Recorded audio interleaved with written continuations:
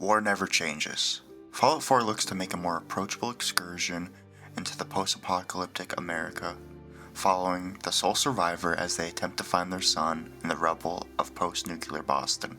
The constant sidetracking and curious exploration becomes a focus when the main story doesn't have a sense of urgency. Fallout 4 is an FPS RPG developed and published by Bethesda. The game takes place in Boston after a nuclear war. A little backstory. The game focuses on a timeline where the United States is perpetually stuck in the 1960s with its aesthetic.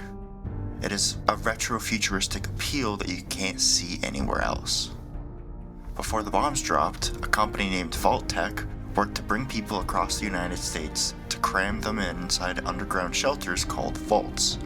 While at the surface these looked to be safe havens, if and when the bombs dropped, they were secretly all fitted with their own experiments, looking to analyze psychological and physical behaviors under different conditions. You play as your choice of character, being granted access into Vault 111 due to the military status of your family. The vault looks to cryogenically freeze its inhabitants. Sometime after being frozen, an intruder awakens you and your spouse only to kidnap your infant son. You wake up from cryostasis later on, being the only survivor in the vault, with the mission of trying to find your son. The world is completely changed after leaving the vault. The place you called home is deteriorated with dilapidated buildings, destroyed bridges, and irradiated wildlife. I guess even after nuclear war, the city of Boston is still under construction.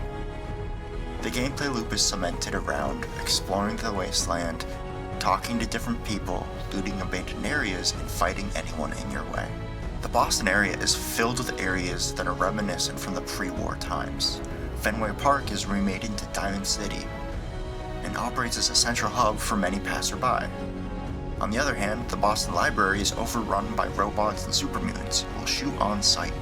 I felt that exploring the ruins of Boston was one of the best parts of this game. Throughout your journey, you'll stumble across several different factions, which will later become the main focus of the story. You have the Minutemen, Brotherhood of Steel, Railroad, and Institute factions to align with. The Minutemen, probably the most tame of the factions, are focused on helping different settlements in surrounding areas.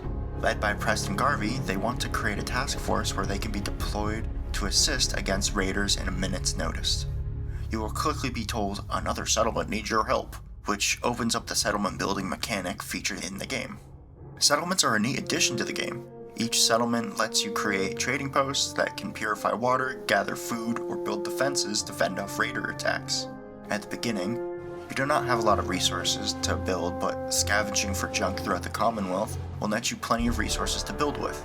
By the end, you'll have shops, collections of loot, farm space, defenses, and plenty of shelters to fend off from the outside. Early on in the game, you will come across the Brotherhood of Steel. Their philosophy is to control every ounce of technological progress in the land and destroy anything they do not own. Fitted with their massive power armor suits, they have impressive firepower that makes allying with them an effective early game strategy. There are plenty of weapons and armor in the game. You can also craft modifications for nearly everything you want in the game. Want a pistol with a suppressor and a long barrel? Sure, why not? Want a missile launcher that can fire 4 rockets at a time before reloading? Might as well. Want to name your tire saber the Euromatic? Now you're thinking outside the box. Most of the parts you need to craft are the same as the ones you need to build your settlements, so at the early game, it's important to continue exploring and scavenging anything you find. Eventually, you'll come across clues of an underground organization that calls themselves the Railroad. Their main philosophy is to fight for freedom, except mostly for robots, specifically humanoid robots named synths. Synth technology becomes a main focal point in the story. The idea is that an organization created synths to be as close to human as possible without the need for physical maintenance, concern for radiation, and no need for basic bodily necessities. The organization who created the synths is the Institute, who works as the big boogeyman of the Commonwealth. Not much is known about the Institute except that they're supposedly kidnapping people for their experiments. This leads your character down the rabbit hole to find them, as they are possibly linked to kidnapping your son. These factions will give you tons of busy work, which encourages you to explore the wasteland even more. Engaging with the various passerby can be hit or miss. The dialogue options aren't clear in what will be said, showing only a word or two from a dialogue wheel. This ends up with your character sounding off-putting more times than not. Listen, after breakfast, I was thinking we could head to the park for a bit. Weather should hold up. Will it be like that night in the park a year ago? Throughout your excursions, you'll come across different companions. The first notable one is a dog named Dogmeat outside of an abandoned gas station.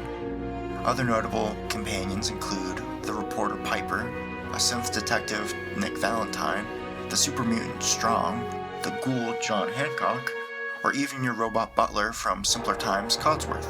Each companion will fight alongside you and will even offer side quests to better expand their own story. One of my favorites was when I had a robot companion named Curie who wanted to put her mind inside of a human body so she could better accomplish her research. While it sounded impossible at first, there was a place willing to help, which was charming to see her story better explained throughout. Besides looting, side quests become a big focus within the game. With the abundance of characters and places, there is a lot to do. Simple quests like getting green paint for the Diamond City walls ease the player into more lengthy experiences. One of my favorite side quests was on the USS Constitution, which was run by robots speaking in Old English verbiage. They need help repairing their ship, which amounted to me confronting some nearby raiders and fixing the different components on their ship. The quest came to an conclusion when the ship set sail and shipwrecked itself on another building in viewing distance.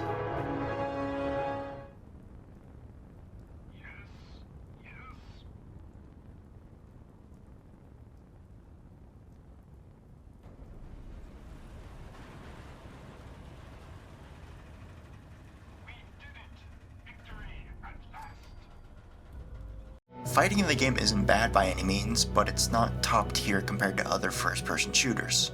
It can feel clunky at times finding the right weapon for the job, but the VATS system helps in slowing down time to get the right shot to deal massive damage. Chems and other health supplies can help make fights easier with subtle consequences if unmanaged properly, such as addiction restricting future reuse.